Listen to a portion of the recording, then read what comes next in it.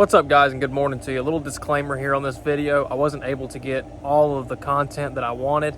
I was the only one in the shop that day and did not have a cameraman, and I'm actually looking for a cameraman. If anybody wants to apply, maybe I can go through some applications. That would actually be cool. So I didn't do a whole entire in detail process how to get this thing in like I wanted to, so hopefully next time I can. It was a pretty difficult job. It took me almost 13 hours to do, so I hope you enjoy this video though. Thank you. What's up, guys, and welcome back to another FSP transmissions video. As promised, I have our 1989 Chevrolet Corvette up in the air. If you haven't watched them yet, I encourage you to go back onto my channel and check out us tearing down this transmission here. Third and fourth was gone in it, so we went back with some performance parts and upgrades to ensure that that didn't happen again. So thank you guys for tuning in. I hope you enjoy this video. All right, I've seen a lot of people get this wrong lately.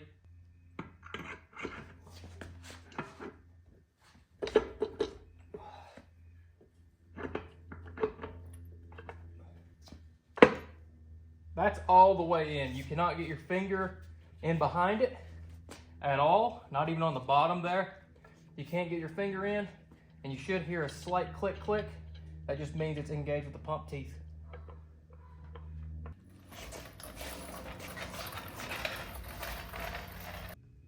Now there's two dowels up here on the engine block. One is right here, the other one is there. And you want to get those into the bell housing of the transmission and make sure the transmission is flush against the engine.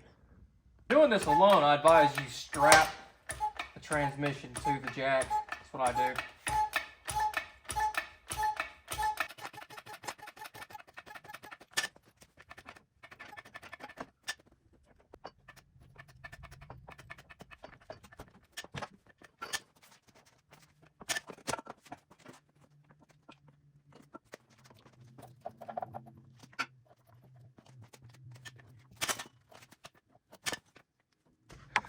And you want to go up here and double check, make sure you don't have any wires or anything in behind the bell housing that would get it into a bind.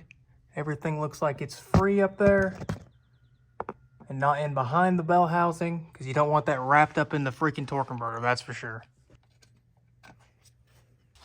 Now I'm just going in after I verified that my bell housing was flat against my engine. I'm just starting my 4 bottom bolts and the dowel pins in between them. So get those two started and then get your little wrench and walk them on to the engine.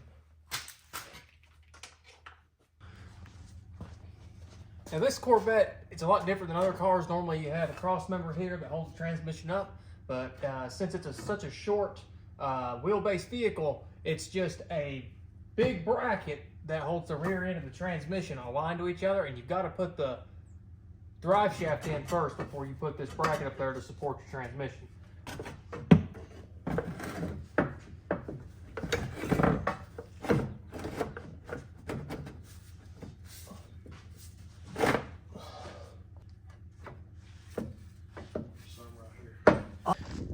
Okay, just to clarify as well, I've got the transmission bolted up to the engine.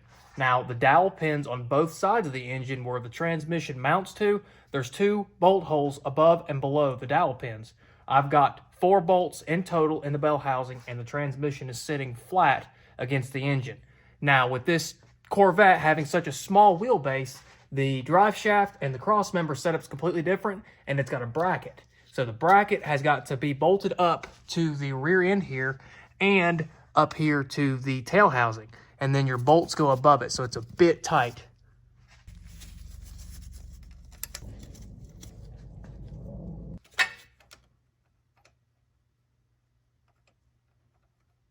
Little key tip here is to have the transmission in neutral so you can just rotate it whenever you need to with the rear end.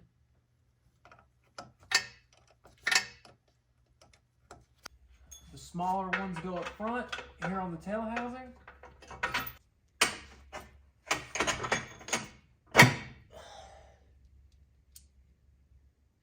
Now these nuts go on top.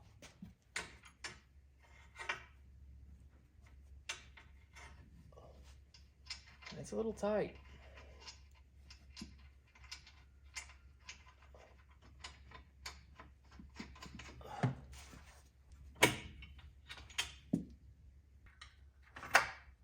These back here are 21 millimeter. You can get a crescent wrench or a 21 millimeter socket. Get up above that rear end and lock this back down.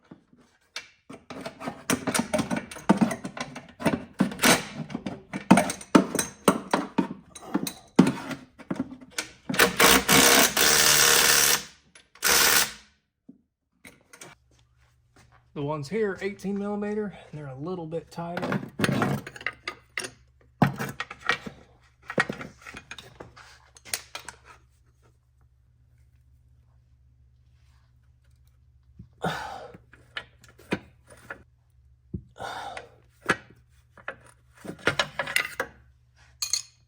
Once you verify that your support beam is tight on both ends, you can then undo your rifle strap here on your transmission.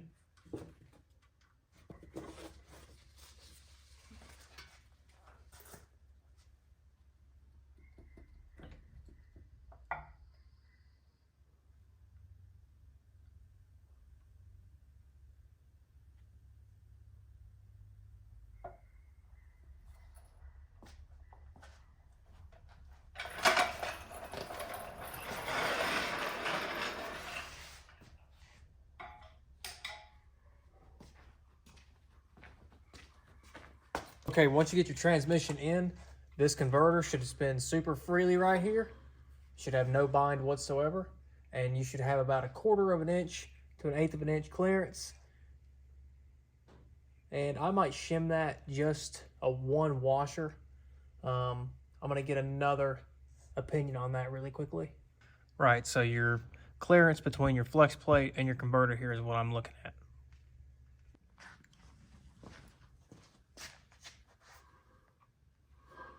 Verify that your converter spins freely, and we've got a little bit of excess converter clearance here, so we're going to go in with some small shims. Now we have our converter bolts here, but you can see how nasty they are, so we're going to put those on the wire wheel really quick. But let's go ahead and get our converter aligned here.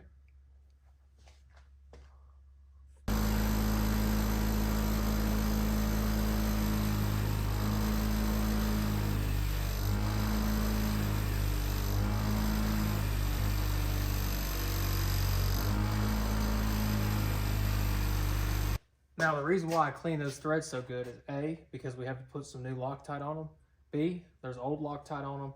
And when you go to put these things in, it's going to get boogered up and it's going to give you a false rating. So you want to make sure everything goes in freely when you're doing these kind of jobs.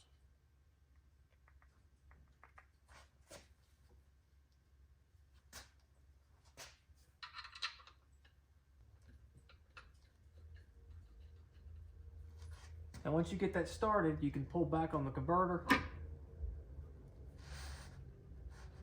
go ahead and thread in your first bolt with your finger. Don't tighten it too far.